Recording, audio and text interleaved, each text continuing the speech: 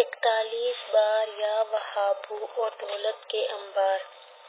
اگر کوئی آدھی رات تہجد کے وقت اٹھ کر وضو کرے اور 2 رکعت نفل پڑھے، اس کے بعد سجدے کی حالت میں 41 بار اسم یا وہابو پڑھے تو وہ غنی اور مالدار ہو جائے گا۔